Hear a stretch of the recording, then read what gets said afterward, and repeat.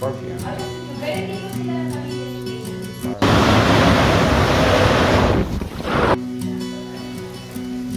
Yan, ano? Hindi pala. Oo nga. Oo, talaga. Tunay. Yan ba yung kanilang design?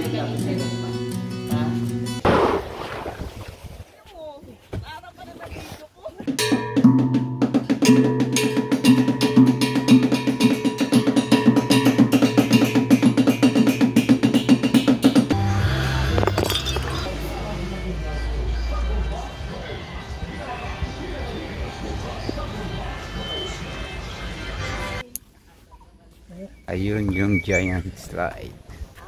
So, what happened? Mother Nature. Yeah.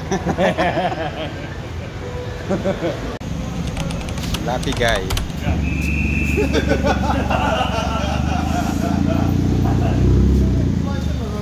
We're going inside the airport and patid pa yung chinelas.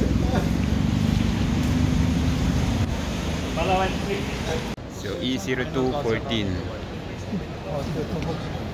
Passport. Cebu Pacifico.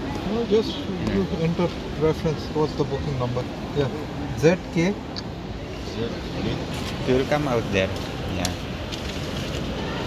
So it's printing. This is. I was looking at the mannequin. See? No shoes.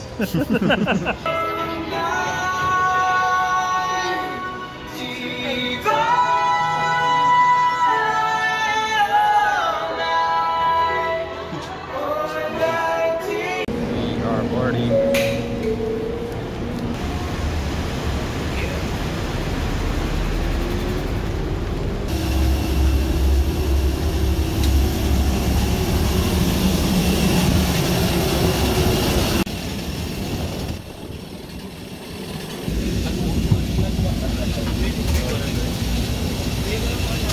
So welcome to my channel. So for today's video, we arrived in the Puerto Princesa Airport at 5:30 AM. And wala pa yung sundo namin kasi nasa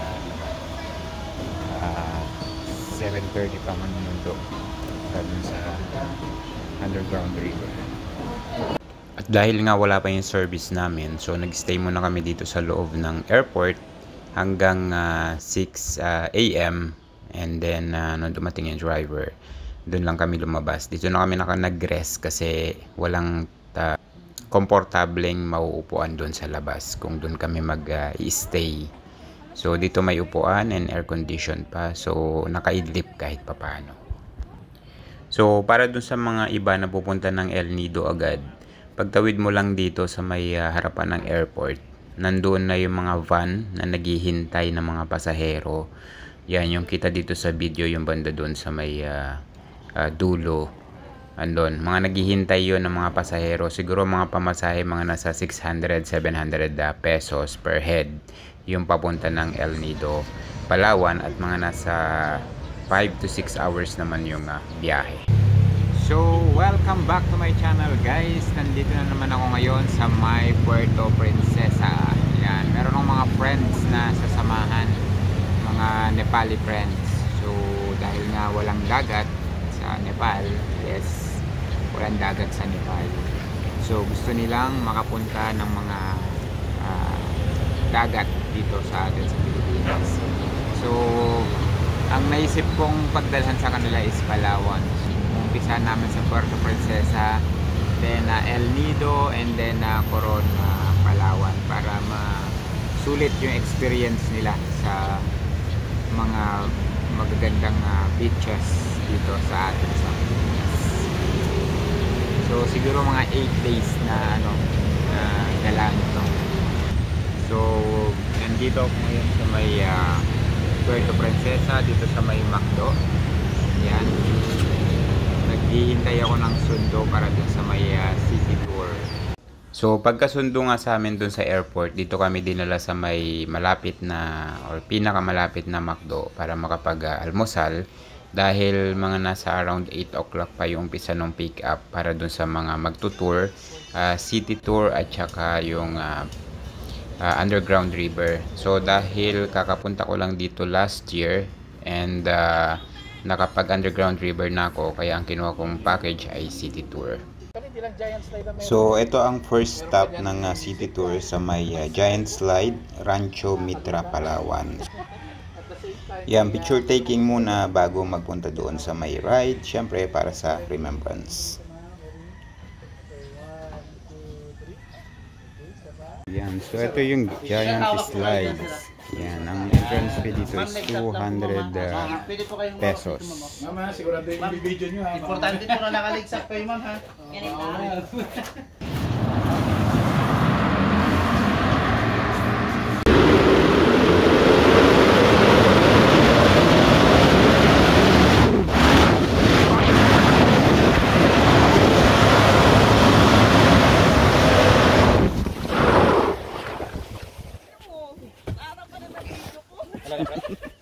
Nahirapan na akong balik na rin eh. Thank you.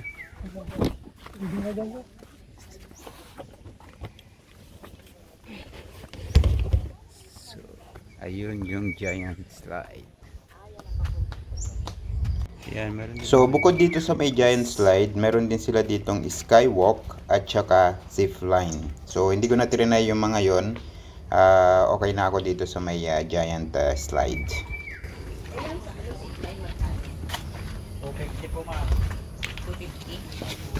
So ang bahay na ito o ang Rancho Mitra ay pag-aari ng dating senador na si Ramon Mitra Jr. Next stop is itong Baker's Hill. Waring entrance fee dito at makakabili ka ng mga pasalubong. Ito sir yung mga finished product nila. So you can also roam around, gusto nyo may check. Meron silang parang nature park na sa baba. And structural designs. So they have, you just check it out as well. Thank you. Okay yung kanilang landscape. Ito yung Baker's Hill. Yan, isa to sa mga dinadaanan pagka nag city tour ka dito sa may Puerto Princesa. So ayan, ito yung landscape nila. Ang ganda ng mga ano, tsaka ang linis. Ang ganda ng pagkakadesign yun ng mga halaman nila. Yan. So dito makakabili rin ng mga pampasalubong. So kaya dumadaan dito. Kaya lang ako hindi makakabili dahil kakapunta ko pa lang. At marami pa akong pupuntahan. Yung pa El Nido tsaka Coron. Yung paligid niya super presko.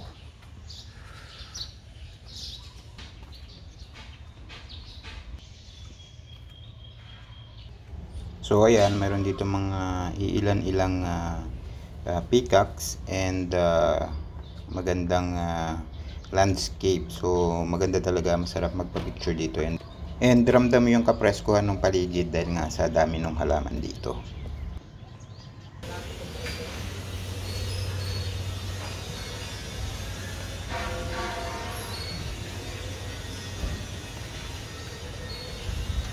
Para sa third stop, ito ang Butterfly Eco Garden and Tribal Village.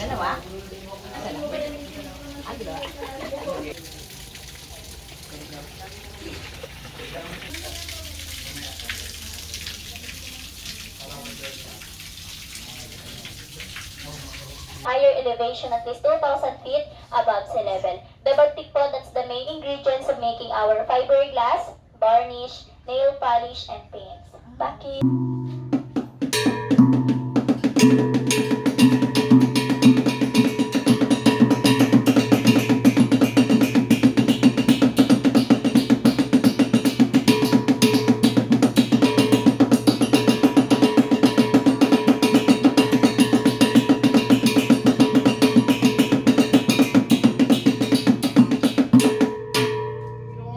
Ayun po, look at the Joey Pig at that carton. They have a good share po. They use that good share to buy releasing one sa market. Even though the kids of the tribe po, they know how to make fire na, how to hunt animals, it's part of their training for their survival in the mountain po.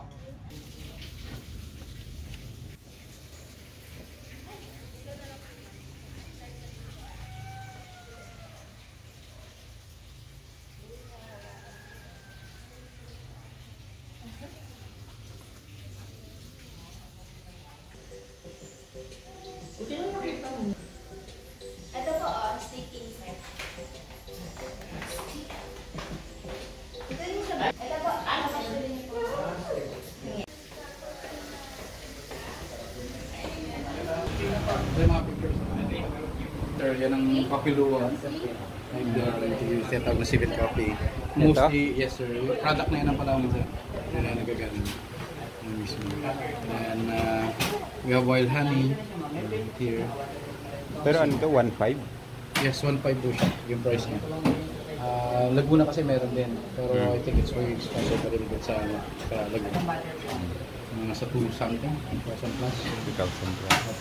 So yung mga picture na kinukuha sa loob, dito siya sa exit makukuha. May bayad siya, depende kung gusto mo kunin o hindi. Okay, kunawa namin ng picture dito. Meron kami picture. The whole. So para sa last and final stop, ito yung mga tindahan ng mga pearl at iba pang souvenir items. Yan naman sir is fresh water. So dalawa kasi yung product ng pearl. Meron fresh water at salt water. Ito, Salt water farm is to? Sa farm. Yes. Farm. Yes. Actually, meron kami approximately sa 9 pearl farms kami.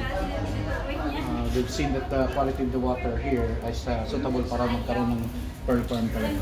So mas mura tong ano no, fresh water. Yes po. Ang fresh water kasi, it's not as durable as the salt water. Kaya mas high quality yung salt water. Kasi this one is para i-harvest nila, it will take only about maximum 6 months harvesting. So yung nacre, hindi siya well-coated ng nacre. Kaya siya is very fragile. Pag nabagsak niya, may tendency siya na pwede ma-pulverize or either matalupan. Pero meron din mga ano talaga perfect ano, di ba? Yes, perfect. Circle. Yung perfect circle, sir, that is basically a product of Japan, yung Mikimoto. Kaso lang, that's basically galing sa laboratory talaga para makaano ng perfect na. Ang common talaga ng pearl is oblong shape. Puro oblong. So ayan, meron silang mga tabang and salt water na klase ng pearl dito, and ang price nila is nagre-range mula sa parang 500 pesos pataas na yon. Meron pa ako nakita ng mga more than 100,000 pesos depende sa klase.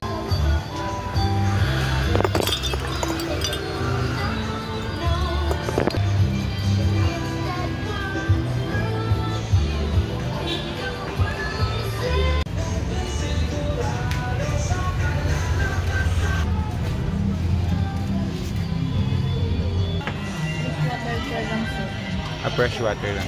May mga salt sa ganito.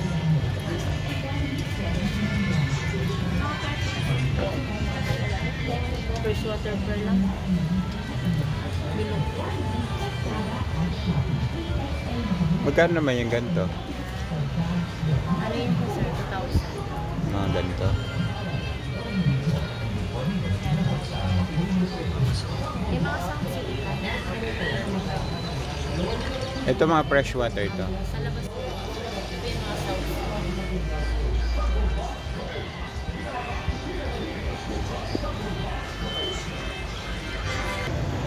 So, what happened? Mother Nature. Yeah. So, ayan, natapos na nga ang aking city tour na halagang 500 pesos, and ang mga Nepali friends ko na nag-take naman ng underground river, at dito na kami nakita-kita sa Robinsons para hintayin yung van na maghahatid sa amin papunta ng El Nido. So ang bayad namin sa van is 600 pesos.